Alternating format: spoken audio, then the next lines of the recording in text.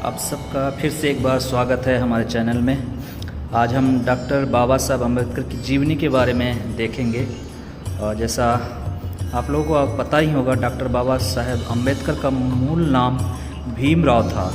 उनके पिता श्री रामजी वल्द मलोजी सकपाल महू में ही मेजर सूबेदार के पद पर सैनिक अधिकारी थे।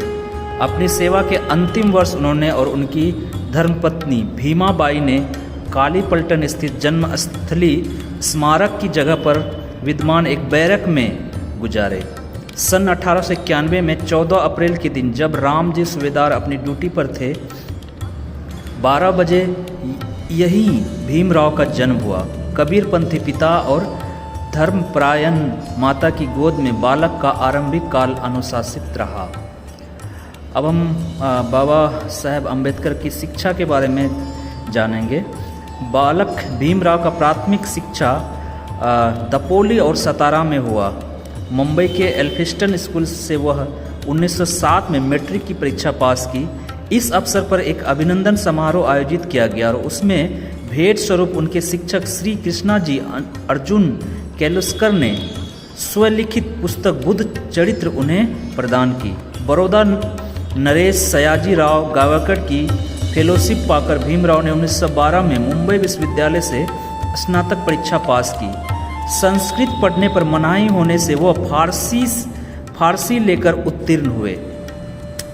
अमेरिका के कोलंबिया विश्वविद्यालय में वहाँ से उसने बाबा भीमराव अम्बेडकर ने बीए के बाद एमए के अध्ययन हेतु बड़ौदा नरेश सयाजी गायकवाड़ की पुनः फेलोशिप पाकर वह अमेरिका के कोलंबिया विश्वविद्यालय में दाखिल हुए। सन 1915 में उन्होंने स्नातकोत्तर उपाधि प्राप्त की।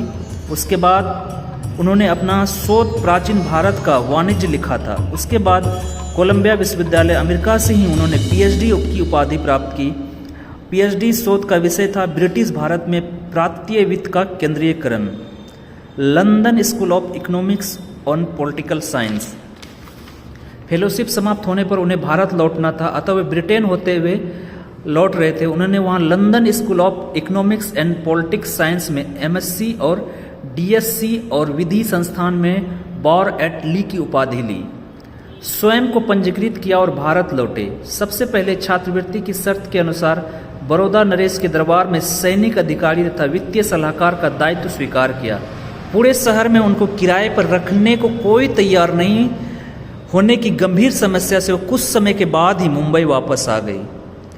दलित प्रतिनिधित्व। वहाँ परेल में डबक चाल और श्रमिक कॉलोनी में रहकर अपनी अधूरी पढ़ाई को पूरी करने हेतु पार्ट टाइम अध्यापकी और वकालत पर अपनी धर्मपत्नी रामाबाई के साथ जीवन निर्वाह किया। सन 1919 में डॉक्टर अम्बेडकर ने राजनीतिक सुधार हेतु गठित साउथ बरो आयोग के समक्ष राजनीतिक में दलित प्रतिनिधित्व के पक्ष में साक्ष्य दी। अशिक्षित और निर्धन लोगों को जागरूक बनाने के लिए काम किया।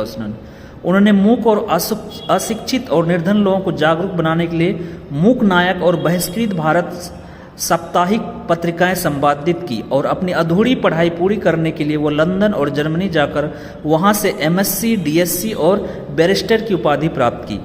उनके एमएससी का शोध विषय साम्राज्य वित्त के प्रांतीय विकेंद्रीकरण का विश्लेषणात्मक अध्ययन और उनके डीएमएससी की उपाधि का विषय रुपयों की समस्या, उसका उपद्रव और उपाय और भारतीय चलन और बैंकिंग का इतिहास था।